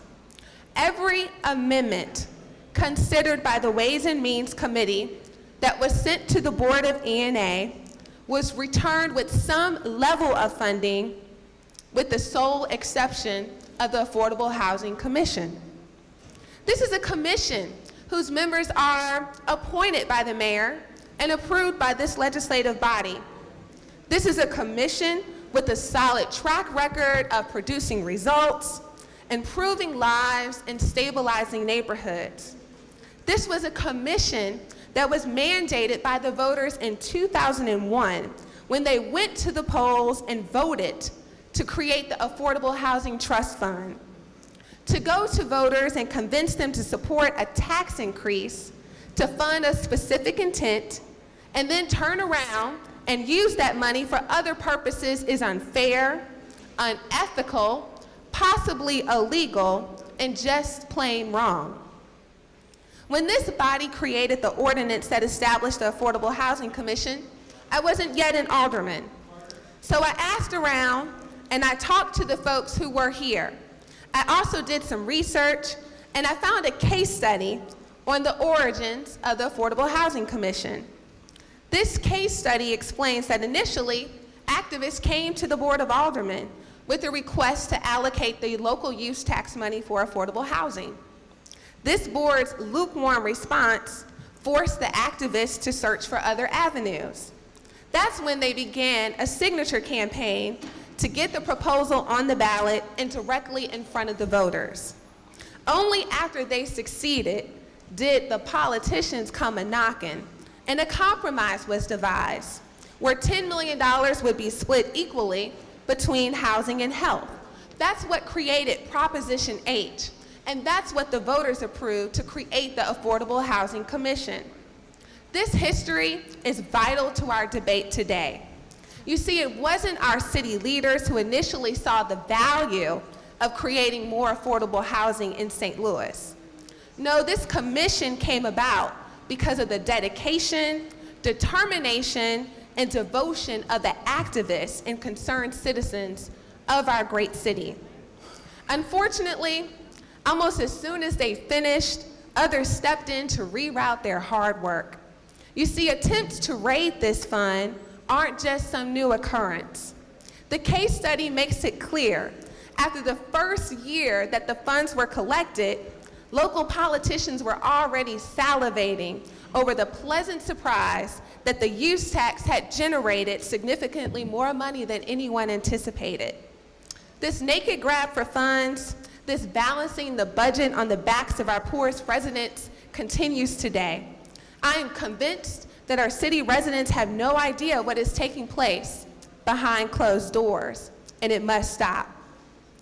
Today, Aaron Valentine, he finds himself telling people who are struggling about St. Patrick's Center and how much the agency helped turn his life around. He continually expresses his gratitude. He says, our jobs as humans is to help other people. Well, as elected leaders and officials in this city, I'd say that that job description is especially true for us. That's why we simply cannot ignore the plight of our residents who are most in need. That's why we simply can't override the will of our citizens and voters. And that's why I simply cannot stand in support of Board Bill number 1. All right, thank you. Any further discussion? Alderman from the 23rd, you recognize. Yeah, normally I don't talk, but we did work hard on this. And by not voting for this, the budget that was presented to us is what will go in effect if we don't pass something. Yes. We have a representative on the Board of E&A. There was a compromise bill. By not passing this, affordable housing will not get any more money, but the money that was put back to trim the vacant lots, that'll go away. There's so much involved in this. It was a compromise, and that we worked back and forth. Just one issue on this isn't the way to vote. Not voting for this will not help affordable housing. So I encourage everybody, after all of our hard work and after E&A's hard work, that they would support this bill. It should go through. It's the most fair bill that we can come up with. All right, thank you, Alderman. Any further discussion? Any further discussion? Alderman from the 5th, you're recognized to close. There's nobody? Okay, was he? Alderman I don't know if he's from the 13th. Alderman from the 13th, please proceed. Thank you, Mr. President, members of the board. With all due respect to the alderman from the 6th Ward,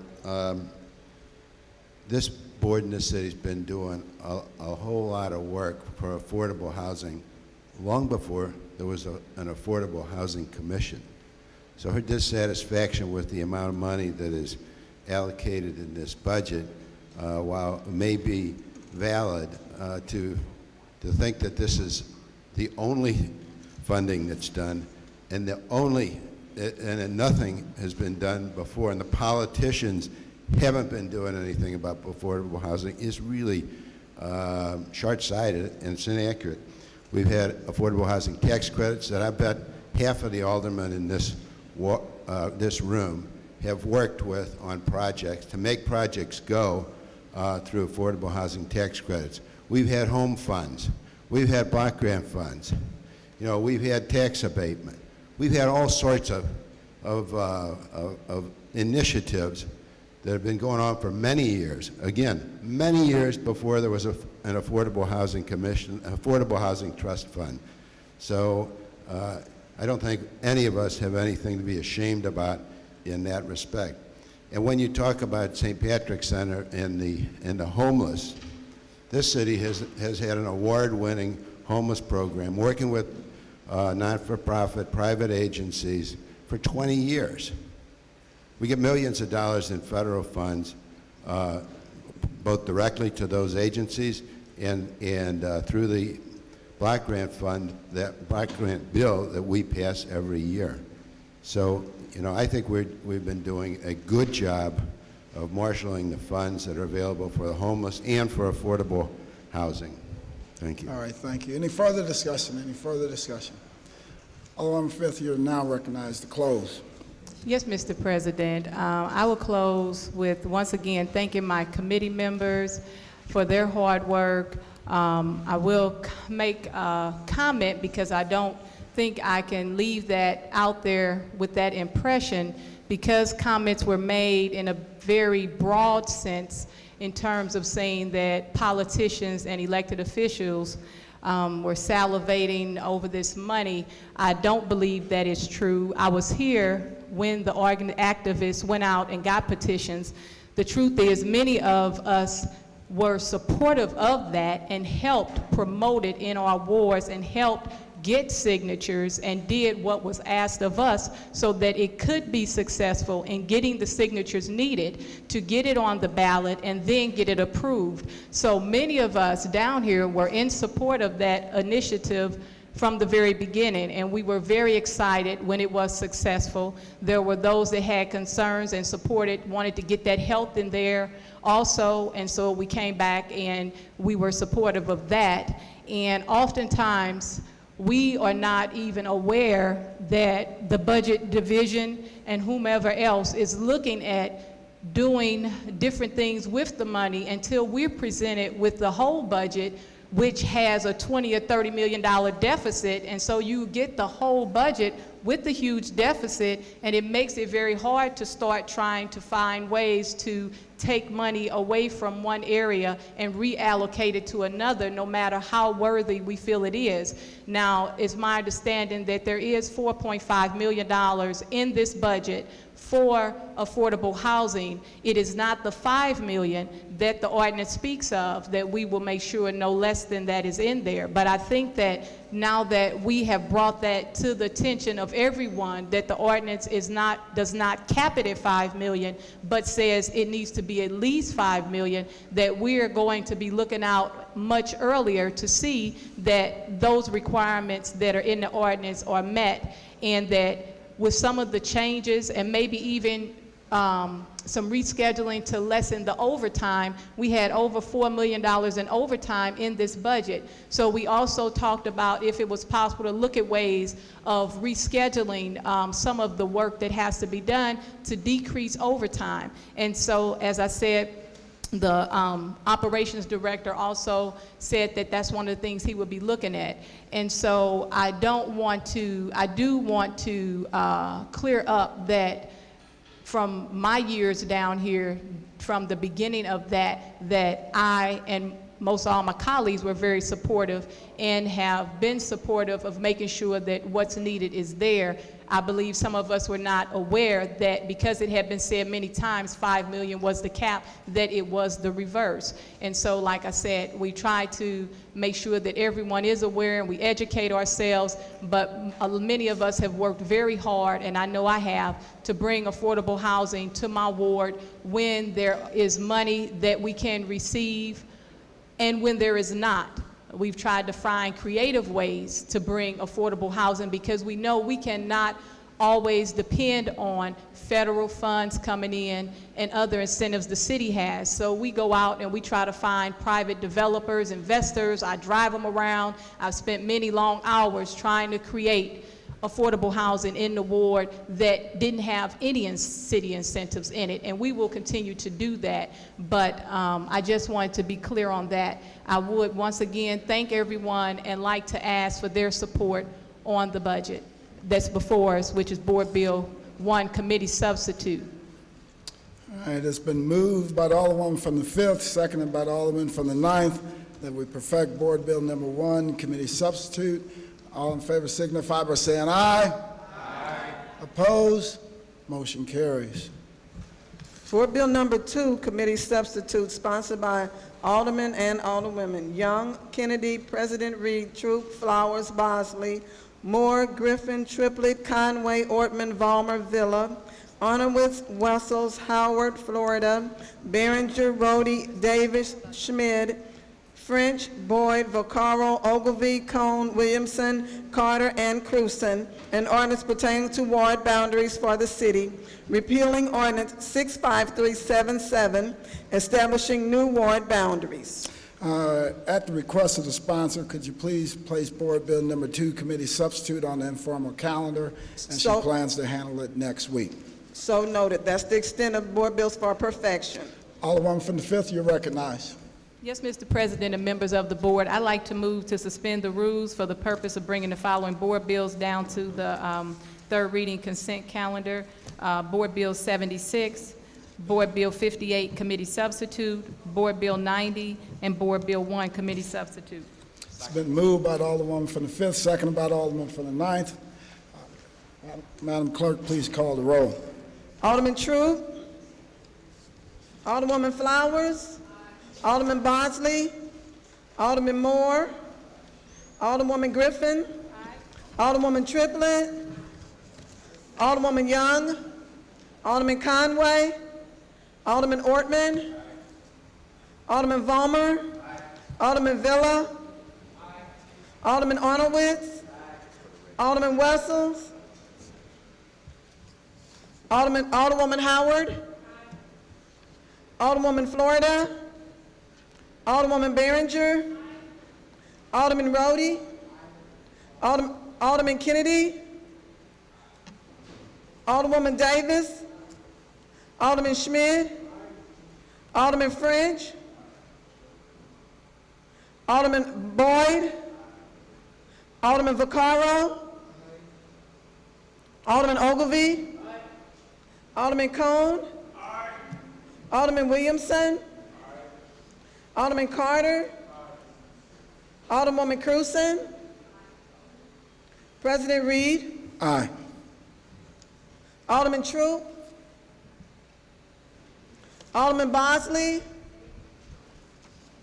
Alderwoman Young. Alderman Conway. Alderman Wessels.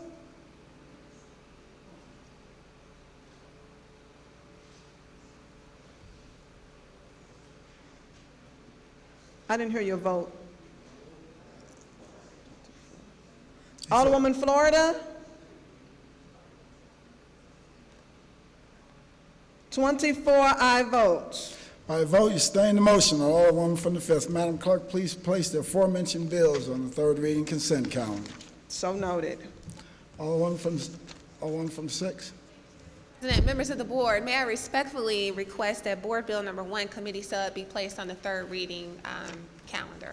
Madam Clerk, please make note of that. So noted. Third reading consent.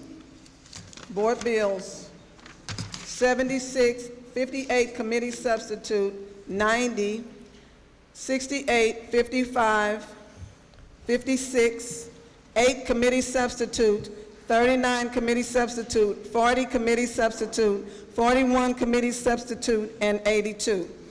Alderman from the 13th, you recognize on motion for the third reading consent calendar. Thank you, Mr. President, members of the board. I move for a third reading and final passage of the aforementioned bills on the consent calendar. Moved by the Alderman from the 13th, seconded by the Alderman from the 20th. Any discussion? Madam Clerk, please call the roll. Alderman Troop, Alderwoman Flowers, Alderman Bosley, Alderman Moore, Alderwoman Griffin, Alderwoman Young, Alderwoman Triplett, Alderwoman Young, Alderman Conway, Alderman Ortman, Alderman Vollmer, Alderman Villa, Alderman Arnowitz, Alderman Wessels,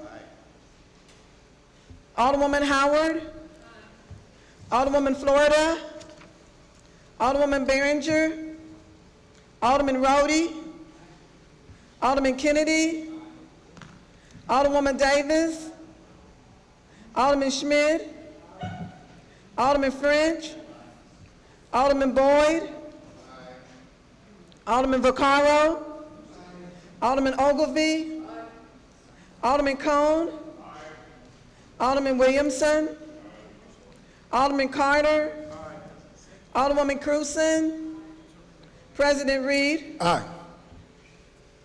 Alderman Troop, Alderman Bosley, Alderwoman Young, Alderman Conway, Alderwoman Florida, Alderwoman Behringer,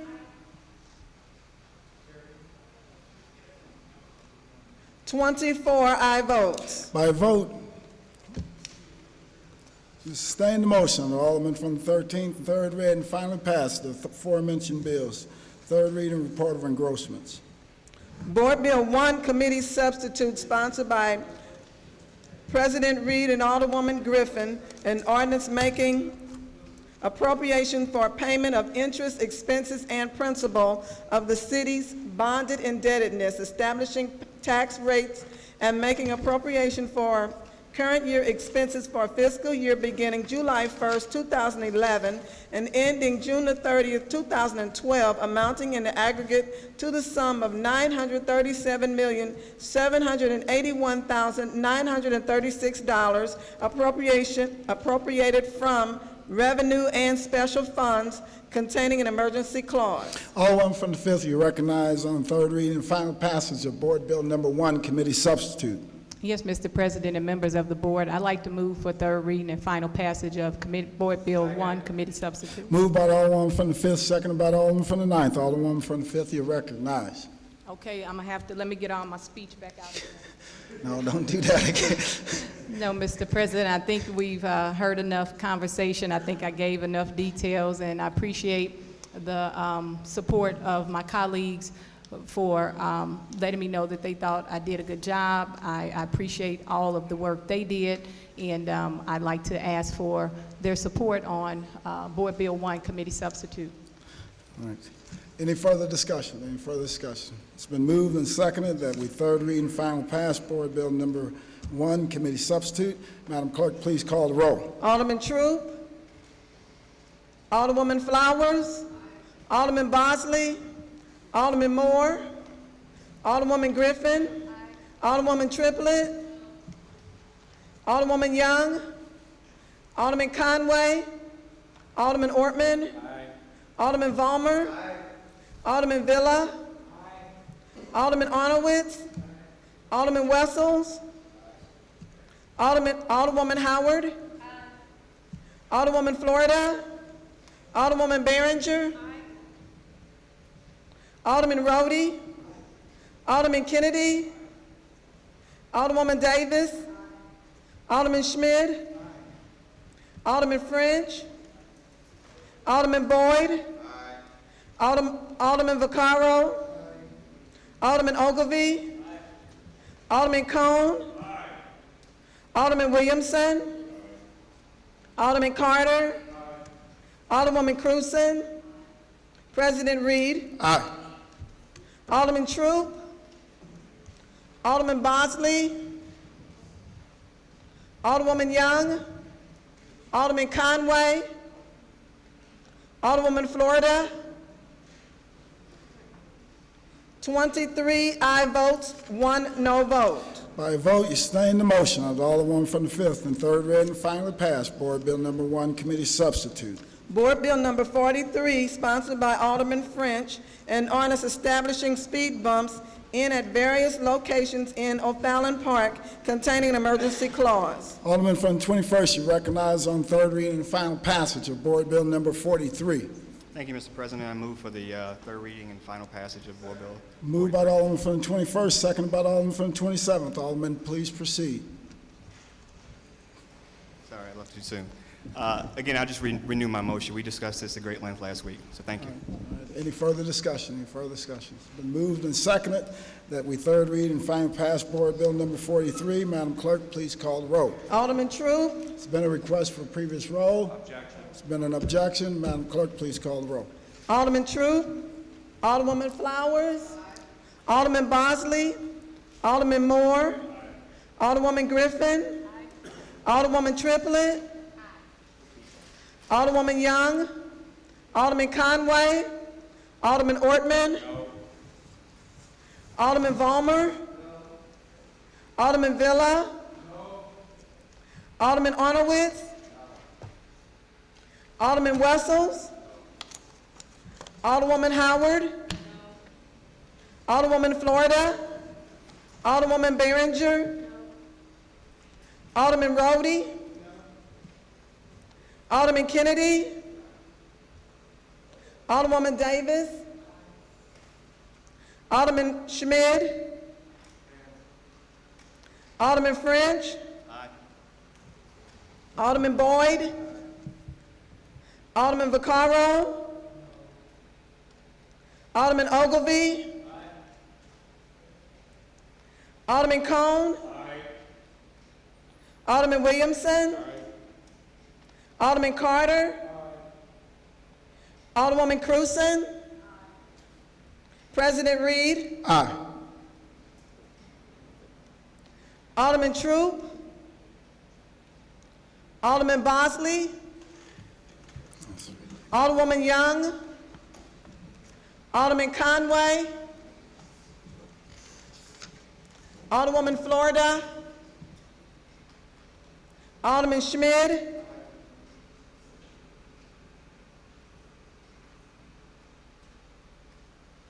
15 aye votes, 9 no votes. By a vote, you sustain the motion on the Alderman from the 21st and third read and final pass of the aforementioned bill.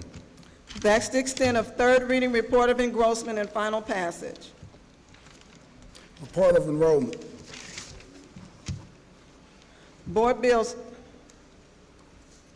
76, 58 committee substitute, 90, 1 committee substitute, 68, 55, 56, 8 committee substitute, 39 committee substitute, 40 committee substitute, 41 committee substitute, 82, and 43. All other business being suspended, the President shall in open session affix his signature hereto to the end that these may become law.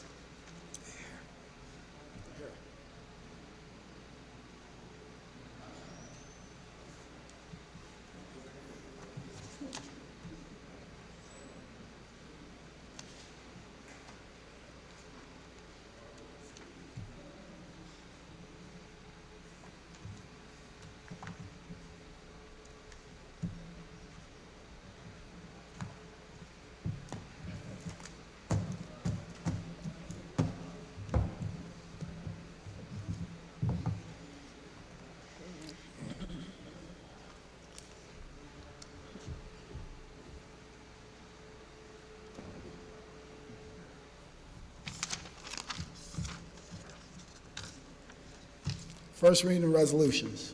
Resolution 132, sponsored by Alderman Carter. The Board of Aldermen Public Safety Committee does hereby approve the recommendations of the Public Safety Committee for appropriation of crime prevention program funds for fiscal year 2012. Alderman from the 27th, you recognize on the first reading of resolution number 132. Thank you, Mr. President. You want to send that to Public Safety Committee? Yeah, would you like to make a motion that it be sent to? Yeah. Yes, I move that we send resolution to Public Safety Resolution Committee. 132, it's been moved by the Alderman from 27th, seconded by the Alderman from the 18th. Any discussion? All in favor signify by saying aye. Aye. Opposed? Motion carries. Madam Clerk, please assign Resolution 132 to Public Safety. So noted. That's the extent of first reading of resolutions. Second readings. We have none. Miscellaneous unfinished business. The Carpenters Union will be providing lunch for the aldermen and staff immediately following the full board meeting in room 208. Okay. Any further announcements? Tuesday, Public Employees Committee meeting, 10 a.m. in the Kennedy Room. Wednesday, Housing meeting, 10 a.m. in the Kennedy Room. Also on Wednesday, Transportation and Commerce meeting, 1 p.m. in the Leisure Room. Thursday, Ways and Means Committee meeting, 9 a.m. in the Leisure Room. Also on Thursday, full board meeting, 10 a.m. in the Chambers. Friday, there will be no full board meeting. That's the extent of my announcements. Alderman from the 27th, you recognize. Thank you, Mr. President. I'm calling a Public Safety Committee meeting Wednesday, the 29th at 2 p.m. Madam Clerk, make note of that. So noted. Any further announcements? Alderman from the 22nd. President, members of the board, I'd like to remind the 22nd Ward that we have our monthly meeting next Thursday, June 30th, from 6 to 7:30, 5515 Martin Luther King Drive at Friendly Temple Church. Thank you. All right, thank you. Alderman from the 19th. Thank you, Mr. President. First, I'd like to recognize St. Elizabeth Adult Daycare. They had a groundbreaking yesterday in the 19th Ward. They're building a new facility for adult daycare there at the corner of Spring and Cook.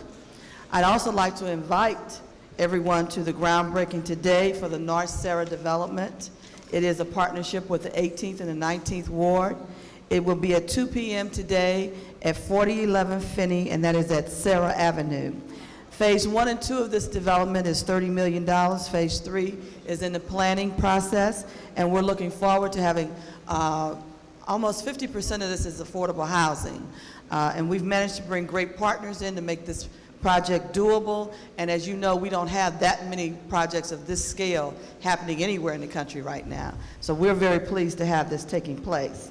I'd also like to recognize the Federation of Block Units for their annual meeting tomorrow at Vashon High School from 8 a.m. in the morning to 1 p.m. and most especially recognizing the Youth Violence Summit that will take place from 10 a.m. to 1 p.m. And a lot of our teenagers are really coming out and saying that they're tired of the violence and the guns, and I'm really looking forward to being a participant there. Circus Floor ends this Sunday, so make sure you get there. On the last thing, I want to remind people that the American Idol auditions will take place Sunday through Tuesday, and there's going to be a lot of traffic congestion here around Scottrade.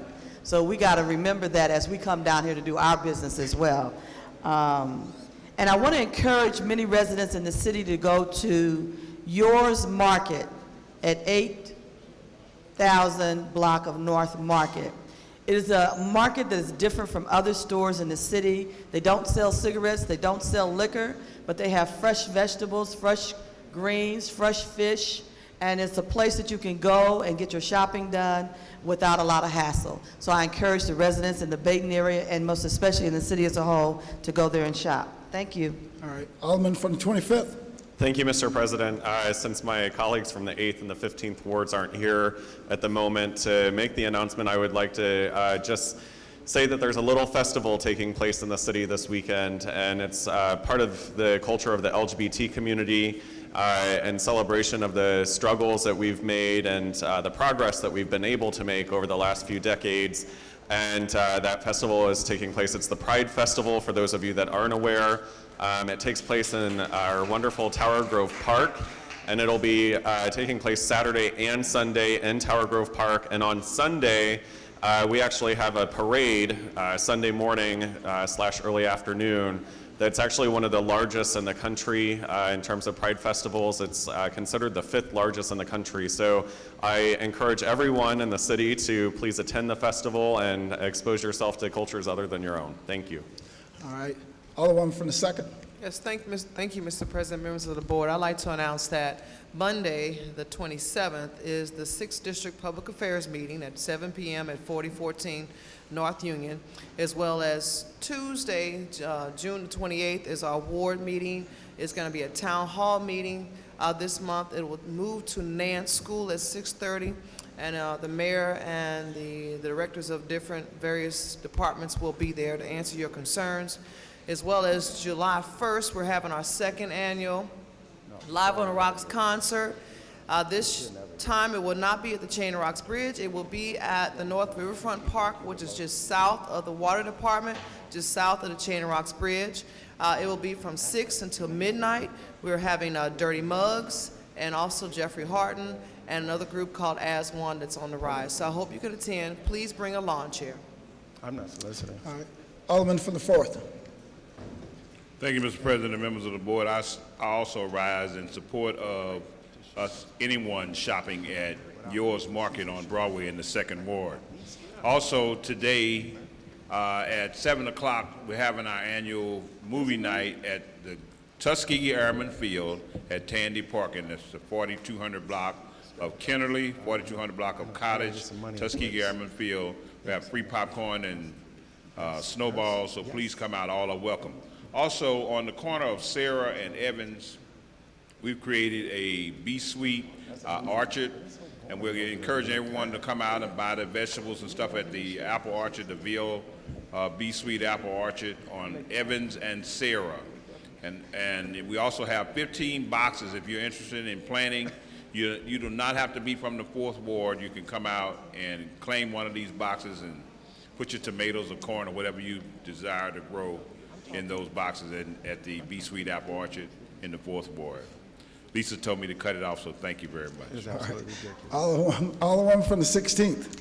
Thank you, Mr. President and members of the board. I would like to remind people who live along River de Pere that Great Rivers Greenway is expanding that beautiful riding path. It stops right now at Gravois. It will continue from Gravois down to the Metrolink station.